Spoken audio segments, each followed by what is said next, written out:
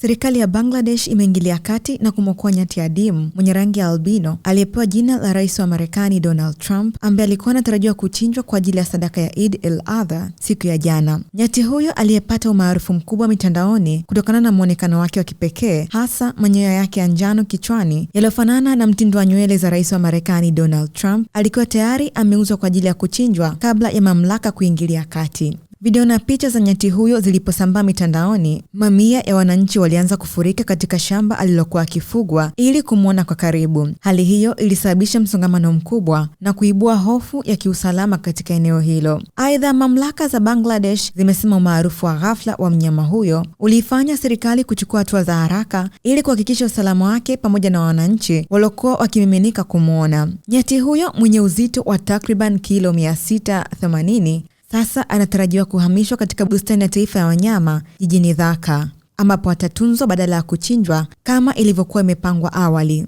Tukio hilo limeibua mjadala mkubwa mitandaoni, huku wengi wakieleza kuvutwa na muonekano wa kipekee wa nyati huyo na wengine kupongeza hatua ya serikali kumwokoa.